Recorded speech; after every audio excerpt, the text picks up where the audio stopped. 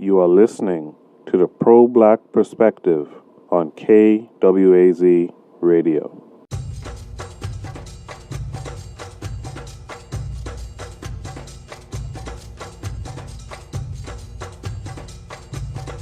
Welcome to the Pro-Black Perspective, where black problems are addressed with black solutions. Your host tonight is the author of the Pro-Black Compendium and Zuberi and the Maroons of Maa, the Pan-African Nationalist, Oni. Oni, what are we discussing tonight? All right, so today we're going to discuss moral appeals. But before that, I want to thank everybody for tuning in. This is the Pro-Black Perspective. It's every Saturday, ancestors willing. And we're here to discuss, black problems with black solutions. And so the problem today is what we call moral appeals, all right? And moral appeals are essentially when we as African people, try to appeal to Eurasians, right? Or what people call whites. We try to appeal to them on a moral sense, try to moralize with them. And the trouble with that approach, so what prompted me to look into this particular problem is this speech I heard from this beautiful young lady. Her name's Eva Lewis, right? Who describes Chicago, right? And how she grew up in Chicago. Essentially she was fortunate at the age of 4 years old to be tested, gifted, and therefore qualifying to go to a school outside of her neighborhood, right? Whereas the local school that she could have gone to was just dilapidated, outdated, underfunded, etc., right? So she was fortunate to go to this gifted school, and eventually she was just on a track towards academic excellence, academic brilliance, right? But she, in order to get to that school, she has to cross through gang territory. She she had to stay away from the windows because people were shooting into her house, accidentally, et cetera, right? And she does a really beautiful moral appeal, like for a moral appeal, it's very beautiful, and she screams and she shouts about how we're dying in Chicago, we're dying in Colombia, she's dying, all of that, right? And you should hear it, you should listen to it. I can send a link in the description to this video, right, or to this podcast. I can send a link for you, and if you don't get that link, you can always email me at oninateen54@gmail.com, o1954@gmail.com. But the idea is that she's making this appeal, but she's doing it at a TED Talk. Okay? So basically what it means is that it's a white audience. And so for somebody like me, in my consciousness, right, I'm listening to her talk about how we're dying in Colombia, we're dying in Chicago. And I'm expecting these white people to clap and give a round of applause because that's their success story. You get what I'm saying? And that's something that we as a people, because Sis is young, so she does it. She might not have been, hip to the fact that we as African people are at war, but at war, what she was doing should disturb, the people who are in the know, But in order to get to that, I want you guys to open your books, the Pro-Black Compendium, to looks like page 13, right? And what you'll see is this quote, right? Or just open up to the very first section on the 8-week disciplinary program, right? And you'll see this image that I always start off. I start off like every 8-week discipline program with this particular quote. And it says, in 1916, Jesse Washington was lynched. An estimated 15,000 whites watched him get beaten, castrated, and burned alive. One even wrote his mother, "This is the barbecue we had last night. My picture is to the left with a cross over it. Your son, Joe Myers." Okay? So, I want to start you all with that, because it's an estimated 15,000 people, right? And they're watching this black man, and bear in mind, Jesse Washington was this, was an innocent black man, okay? But they watch him get beaten, castrated, and burned alive, right? And then one of them, just Joe Myers' character, right, actually sends his mother a postcard of him there celebrating. Which is your son, Joe Myers. And the thing that we don't understand is this, right? You know how Shaka Khan is every woman, right? Joe Myers is every white person. You get what I'm saying? Joe Myers is every white person. And so, one of the essays inside of the Pro-Black Compendium really illustrates what's wrong with this moral appeal, right? And that's, probably my favorite essay in the book, which is page 246, which is called The Four Stages of African Consciousness, okay? And one of the stages is the activist stage, And the activist, right, if you listen to this moral appeal by this sister, which is brilliant, right, it's a glorified beggar, right? When I define the activist later in the book, I say he or she is an ineffective advocate for a cause, And one of the problems with the activists, right, is that power is never challenged. You get what I'm saying? Right? The activist doesn't challenge for power. Realistically speaking, the activist is just begging for a little. It's like if you want to summarize what an activist does, activist says, "We good people, can you give us something?" That's it.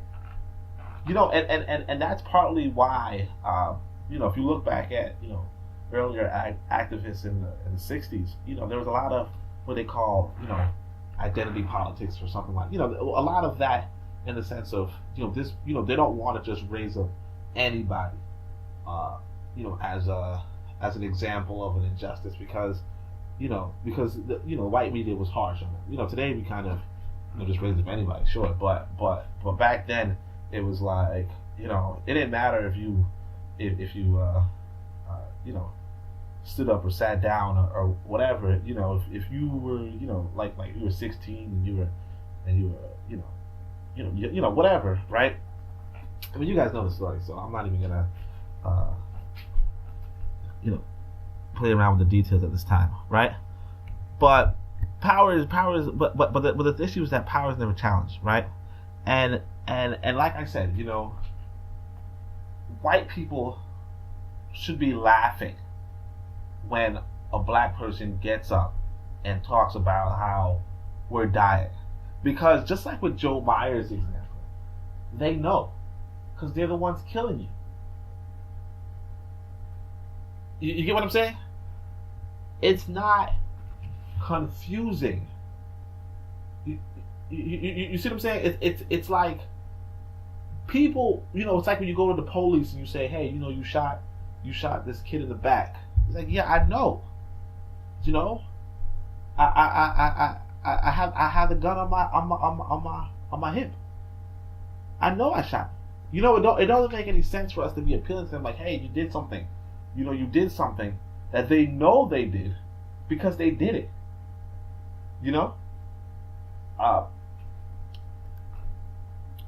And that's really the trouble, Because white people know what's going in Chicago because white people are the ones organizing Chicago. You get what I'm saying? They know that you have to cross gang territory to go there because they made the gang territory there. You see what I'm saying? Like another essay in the Pro-Black Compendium is about the housing projects. You know how the housing projects are literally projects, an experiment. You know how they use this, you know, mouse experiment to realize that, you know, population density in a place of low resources will cause gang conflict, will cause, perversions, will cause, a distrust between, individuals.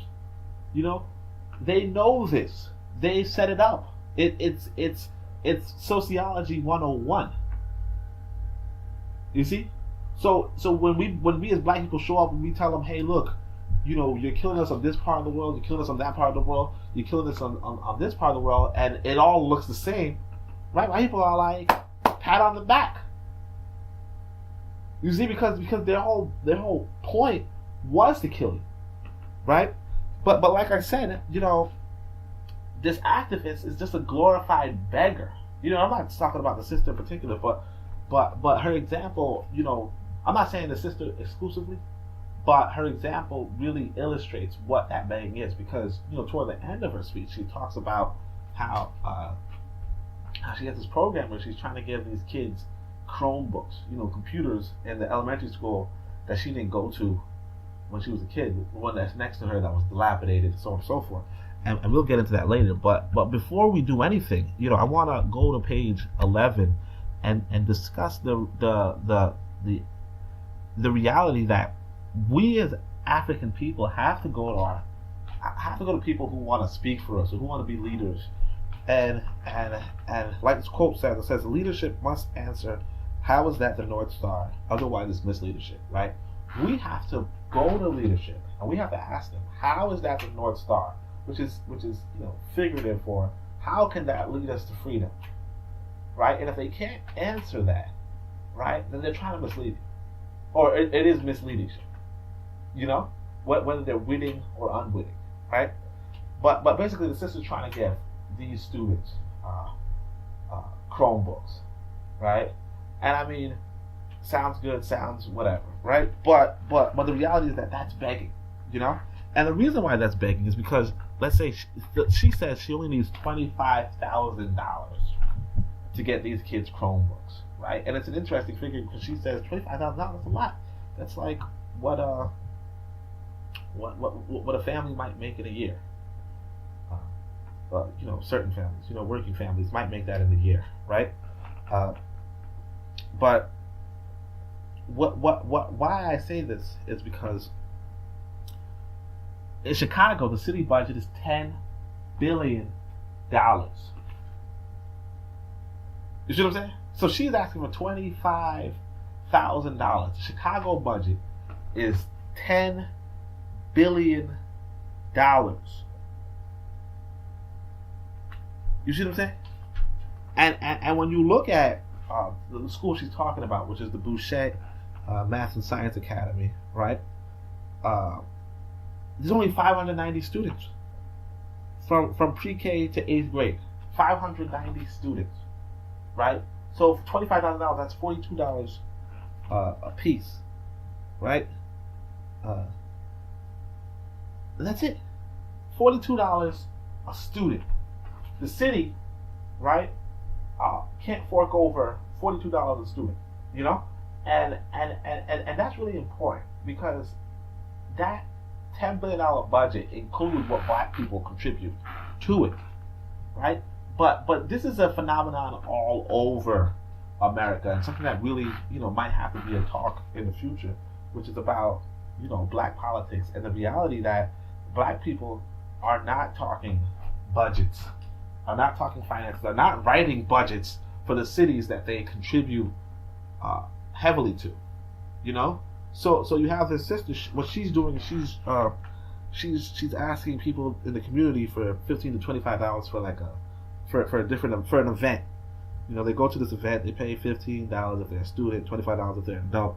You know, and And in so doing, she expects to raise, the $25,000 for these 590 students, right?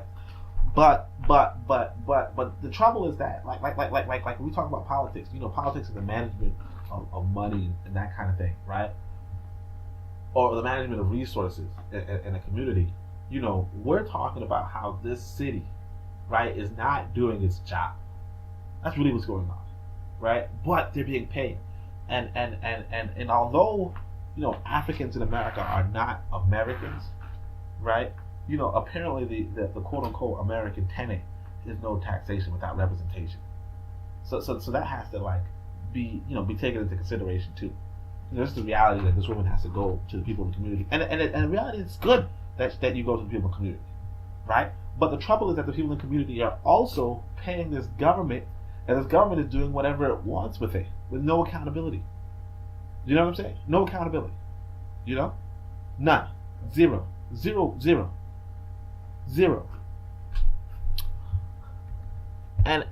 But then again, like I wanna emphasize to you guys is that even when you're asking people to donate, and when you're asking $15, $25 in the community, you run into a problem, because see, white people have more money than black people. Okay, they have more wealth than black people. They have higher incomes. They have all that kind of stuff, right? But definitely more wealth, right? Some people say, well, the income, blah blah blah. Definitely more wealth and all that. So the trouble with begging, right? One of the troubles with begging is the reality that you're beholden to people for donations, because you got to ask yourself, what would happen if a white person offered $1,000? You know what I'm saying? Or maybe even $100, right? But what would happen if he offered $1,000? And what I could tell you is something like this. Here in New York City, I see this beggar, and he notices me, he gives me some respect, and I go in my pocket, give him $1, right? And he gives me a dap, praises me, he says, yeah, well, he gives me all that kind of stuff, right? Because he's just the coins, right? But what if I said, hey, here's a $20 bill, right? Because I feel like, hey, my books was selling a lot, so why not? Let me give a $20 bill, right? His next question is, what can I do for you? You get what I'm saying? And that's how it is when you're begging white people. Because when you're begging white people, right, if they are quote unquote generous, right, you gotta the smart thing to do, if you will, I wouldn't, but I'm saying that if you're on that mentality of looking at white people, as somebody who could help you, right, the smart thing to do would be like, what can I do for you? And say, what can I do to get more of this, right? Now, obviously, I don't really mess with white people. That's why my book is called the Pro-Black Compendium. I don't want white people buying it. I don't want white people buying it. I don't want it on the white person's shelf. I want it on the black person's shelf. You get what I'm saying? I find Zuberi and the Maroons of Maa is as black as it is. I want it on black people's shelf. So that's my thing. But if you're a person that's like, hey, white people, so on and so forth, you might have to start catering to these white people, and they could easily buy you. And one of the reasons why is because they print the money. Not only do they print the money, but they steal the money. Like I said, $10 billion budget. You understand what you could do with $10 million? Just to put it in perspective for you guys, that's like 3 Oprahs. You know what I'm saying? Like, there's not much Oprah can't do, right, with her money, but 3 Oprahs could do 3 times as much. Take that how you want, right? So, and the thing is this too, that even though a white person could contribute, $100 or even $1,000, right? And maybe they won't do that, but even if they could do that, right? Guess what? They contribute more to the government or their government, right? That puts those kids in that miserable circumstance to begin with. You see what I'm saying? White people are not donating 30% of their income to your event, but their government takes 30% of their income and finances this operation for destroying you, as it were. So even if a white person said, "Hey, look, I'm going to put $1,000 on this," right? Which would be ludicrous if he did that, right? Or he or she did that. The reality is that $1,000 pales in comparison to how much they contribute to their government that has destroyed and decimated that community to begin with. You see what I'm saying? And that's something that we have to think about, you know? That's something that we have to think about, you know? And I don't want to say that she shouldn't ask people in the community, you know? Because like I said, you know, and we can do this really quickly, but on the flip side, you know, we have 250, let's say 590 students is 250 families, right? You know, like average two kids a family, right? And let's just say they average $25,000. You know, some of them more, some of them less, so on and so forth. But $25,000, that's a $6,250,000 budget, if you will. Now, of course, they all have their own expenses, but then again, that 250 families, you know, that's partly how we could be thinking, you know, that hey, we're not one family in this situation, this predicament, but we're 250 families in this predicament, and we're not one income, but 250 incomes, right? But of course, we're not thinking like that.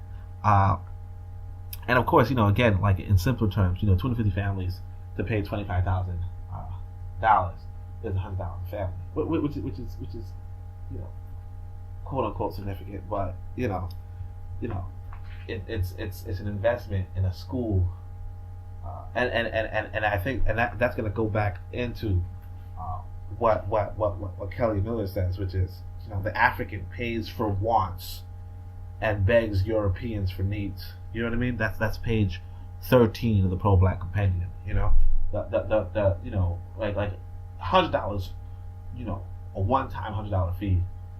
I mean, and that's to say that's of course, you know, is a Chromebook really that important? You know, but if you were to be convinced that a Chromebook were that important, right? You know, because I mean, and of course, you know, I haven't been in elementary school, you know, for 20 years, you know, and you know, elementary school for me, you know, that was you know, Oregon Trail. That's what we do on computer, you know, and like maybe Sim Ant or something like that, you know. So to me, it's like I don't know what you can do on computer at elementary school, but maybe the kids are doing something different. But if it were that important, you know, $100 once, and then you never have to do the $100 again, you know, for 250 families, it doesn't break the bank. But of course, again, we have to talk about group economics, cooperative economics. These are the ideas that we're not really serious about, because that $6 million budget, if you will, you know, if families became communities, you know, you could cut your living expenses by cooperative living. You get what I'm saying? And that cooperative living could, you know, make that, you know, what is disposable of that $6 million, you know, something else. And of course, and just to rear back a little, you know, if we're talking about government, right? 250 families, 30% of their income is about $2 million, right? 30% of that $6 million is about $2 million, right? If we were taxing ourselves and we said, hey, 250 families will have this, have our own government, and then that distributed $2 million among 250 families, you know, maybe it's not much, maybe it's not a lot, maybe it's a lot, you know. But the whole thing is that what's happening is that we have this government that's taking that 30%, right? And that government, in taking that 30%, you know, doesn't allow for you to do another 30%. You know what I'm saying? Because you're not gonna operate on no 40% of your income. You get what I'm saying? So that's another thing that, because some of us, you know, because really, like, some people would offer the idea of racial tithes, you know, tithes for your race and your racial uplift, but it's even more difficult when you have this system in the back. You get what I'm saying? The system that's taking from you. But that's something that we have to consider for ourselves, you know, moving forward and into the future. But I want to go on to the program You know, when I say about the activist doesn't challenge power, right? We go into page 28, right? And that's the Carter G. Woodson quote, right? So if you're on page 28, you can read along with me. It says, Africans are the only group of people who take their most precious possessions, their children, and ask their oppressors to educate them and mold and shape their minds. So and that's, you heard that, right? That's where we're at. Okay? That's where we're at. Where it's like, here's this woman, beautiful young sister, advocating for, students, right? Saying, hey, look, the school is 98% black, right? These kids, have, poverty, etc., right? But their problem is no Chromebooks.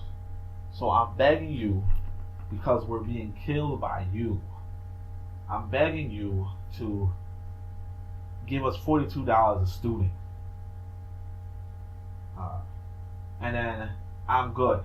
And I'm going to move to the next school and try to do the same thing. But it's like, there's something wrong with these kids being in the public school system as it is. You see what I'm saying? And I mean, and of course, we don't expect everybody to tackle every problem at all moments, although we should. And that's partly what a pro-black mentality is. That's partly what a Pan-African nationalist mentality is. It's the reality that, there's nothing that there's a lot more that can be done or said on a single issue than that particular cause that the activists try to, push us into. But all the same, here's the most precious thing there is, being molded and confused to think, hey, look, to think, this is okay. The system's okay. Because the reality is that as long as they're teaching your children, miseducating your children, they're in the power position. You get what I'm saying? Like there is no ethnic group that's going to come up to me, right? There's no ethnic person, non-black person, right, who's going to come up to me and say, hey, look, here's my child, right? Teach my child like African people are the best people in the world. Okay? Teach my child that African people are the best people in the world, and that my ethnic group isn't as good and isn't even something to be considered in the annals of history. Right? No one's going to come up to me and say that. Right? No one. No one. No one has, no one will. But that's what we do to them. We say, hey, look, Mr. White Man, or more realistically, Miss White Woman, teach me how white people are so great, and teach me how black people are. Teach me, because a lot of black people will tell you, hey man, we should be grateful over being here, and they're saying that, I almost brought a tear in my eye to say that, but they're saying that because they're in the public school system, because they're miseducated to say that. But that's what a white woman would teach your child. You get what I'm saying? That's what a white woman would teach your child. And that is not going to be challenged by an activist. At least not this activist. Some activists, sure, but like again, an activist is an ineffective advocate for a cause. So even the activist who's talking about this school or whatever might not necessarily have the full gamut there, and that's why that's why I wrote the book, because I our people need the full gamut. You get what I'm saying? And no one and it's very rare to get it so easily, to get it so accessible, so easily in your hand. You know what I mean? Like, you might have to read several books to get what I wrote in that book, because I try to keep it simple, try to keep it short. I'm an author for first and foremost, well, among other things, right? but I'm an author, and so I try to make it simple. You know, I know the phrase KISS, keep it simple, stupid. You know, and that's what I'm trying to do, right? But that's what I did, right? So I'm gonna go to page 25 though, right? And we're gonna talk about what Fannie Lou Hamer said, and she says the question for blacks is not when is the white man going to give us good education for our children, or when is he going to give us jobs. If the white man gives you anything, just remember when he gets ready, he will take it right back. We have to take for ourselves, right? So that's Fannie Lou Hamer, right? You know, and I mean, you know, you can read about her in the biography, in the book, but from what I want to tell you is, she's right.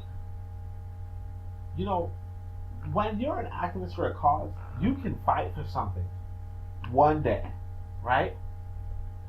And you can win that fight. Okay? You can win that fight. But 20 years down the line, you have to fight that same exact fight if you want to keep whatever gains you got before. You know? A lot of people don't talk about this, but the 1960s civil rights movement like followed a 1930s civil rights movement. You get what I'm saying? Because whatever you get, whatever somebody gives you, they can take. It's that simple. You know, they can give you the Chromebooks one day and take it back the next. You know, they could. Why not? And another thing is that here she is, you know, buying these Chromebooks and giving that money to Google. You know, giving the community's money to Google, you know, for the bookstore, and then, or even looking another way, giving that money to the school that really is a school that they're already financing. That should be able to fork over $42 for the students, you know, $42 more for each student. You know, for an investment, a long-term investment. You know, I mean, you know, Oregon Trail is not going to play itself. You know. But now we got to go into this moral appeal, right? And why there's something wrong with it, right?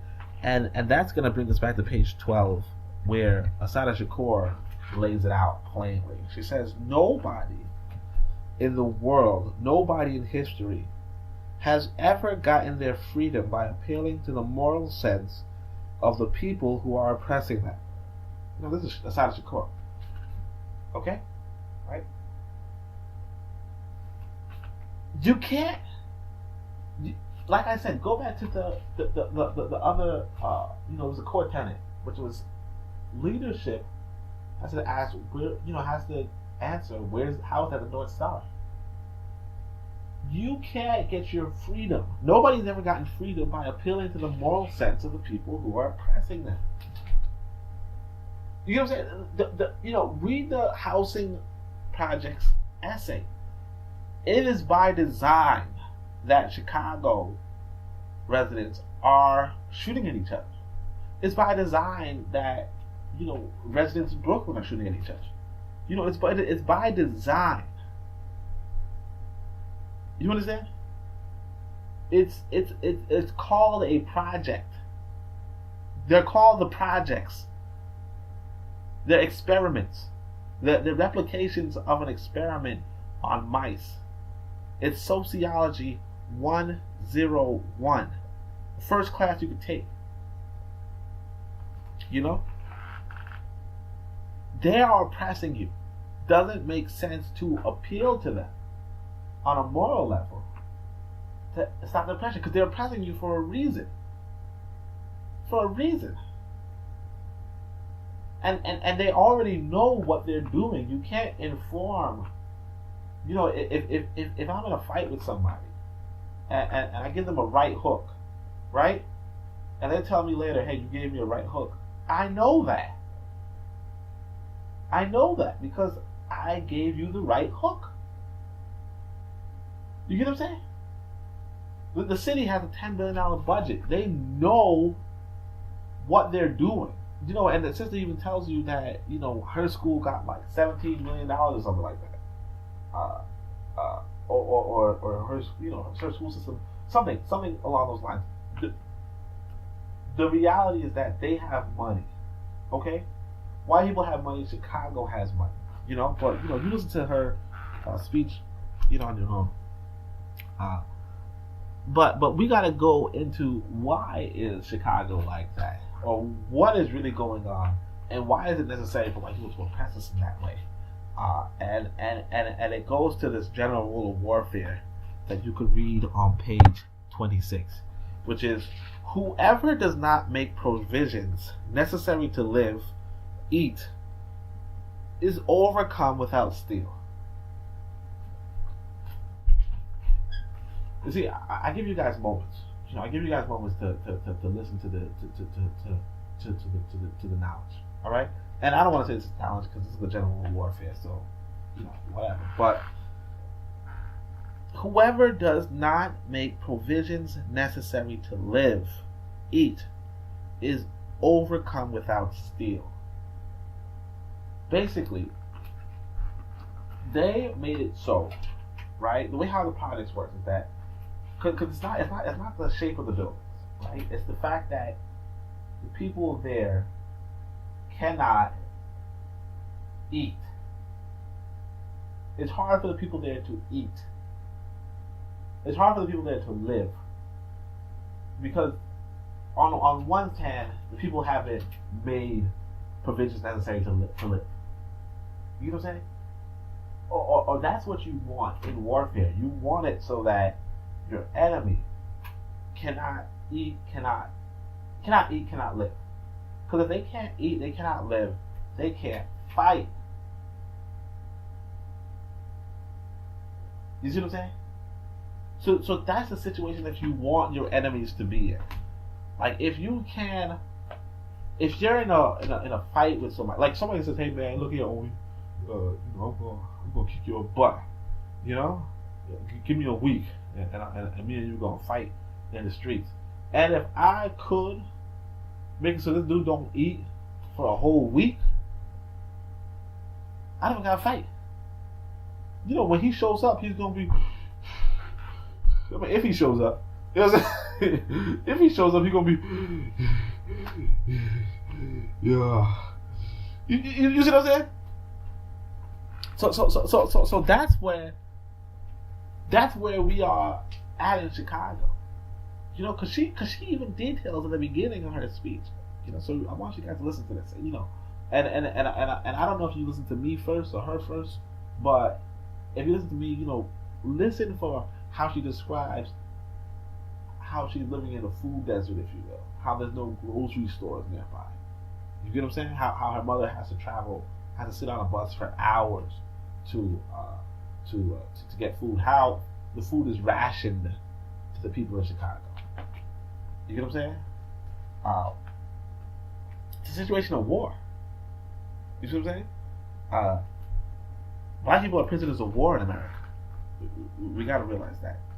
But on that note, right? I want to finish off with Marcus Garvey. And this is on page 38. So we get out of the 8-week disciplinary program, which, by the way, if you didn't realize, it's really good for finding answers. Like it's really comprehensive for the issues of our people.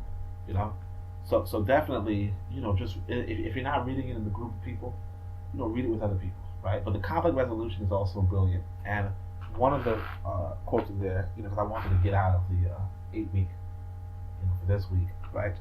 And tell you guys, Marcus Garvey, he says, "Those who make or accumulate their wealth by robbing, exploiting, and plundering the innocent, ignorant, and helpless of humanity are worse than murderers and hardened criminals. They are fiends, and should be outlawed and ostracized from society, caring not how munificent their after gifts and philanthropy to care for those they have already morally destroyed or harmed." Right? Marcus Garvey, right? If you're paying attention, he's describing, in today's terms, right? Or you could use this as an application to white people in general, not just the white government, right? White people in general. The reality that they're making their wealth by robbing, exploiting, and plundering on the innocent, ignorant, and helpless of humanity, right? And in particular by financing their government, which makes their wealth by doing exactly that. You know what I'm saying? The government doesn't really do anything but take wealth, right? Or their government doesn't do anything really but take wealth. I mean, and it does, and I'm not saying it doesn't have any programs or any services, it doesn't have roads, ambulances, laws. I'm not saying any of that, you know? But of course they do that poorly, right? And but it's also for us as African people to really consider, you know, if we talk about Pan-African nationalism, you know, keyword nationalism in there, and we're talking about that, we have to also talk about how can we, like what is the responsibility of the nation, and in fact that's actually one of the quotes in the book. You know, Dr. Clark says, you know, we can't keep talking about nation time if we're not talking about the responsibility of the nation. You know, that is laws, budgeting, so on and so forth. You know, and I mean obviously I do describe, you know, nation building in the book as well, but that right there is where we're at with regards to the moral appeal. You know, this idea is that first off, you can't get freedom from a moral appeal, right? Because the people who you're talking to already know what they're doing, right? And you're liable to be controlled by them, right? And the reality is that regardless of what they do or give to you, they're doing a lot worse to you. You get what I'm saying? But before I go, thank you for listening. Number one, thank you for listening. But also, please check out my social media at Onitaset, Onitaset. You know, that's on Twitter and Tumblr, right? I got a Cash App in the description, you know, if you're feeling generous. And I also have 2 books that I really want our people to read. You know, I want us to have that. You know, I really, like, I set out to write books. I set out to write books that we don't already have in existence. You know, books that can really change our people for the better. You know, and I really put my expertise into them. So I really want you guys to check these books out. You know, as you can see, I've used the Pro-Black Compendium heavily for this podcast. You know, but I haven't used everything inside of it. You know, there's a lot of great content that I didn't even touch on because it's just too much. You know what I'm saying? But definitely I want you guys to pick up these books. You know, hit subscribe on this channel. I'm going to try to do a weekly podcast, but you know, I don't really want to talk too long on this. So thank you again for listening, and of course, you know, you're going to hear the African affirmation afterward, and let me know if you can hold your no justice as long as I can, you know. But thanks again. Thank you for listening so much. And check out the sister too. Peace. Thank you for listening. I invite you to join hands with your brothers and sisters as we recite the African affirmation together. It's a call and response, so follow my lead. We are an African people, robbed from our homeland, robbed of our names, our languages, our cultures, our religions, our womanhood, our manhood, our sisterhood, our brotherhood, our motherhood, our fatherhood, our selfhood, our nationhood, and our self-respect. But we shall rise, never to fall again. Up, you mighty race, you can accomplish what you will. No justice, no peace. No justice, no peace. No justice,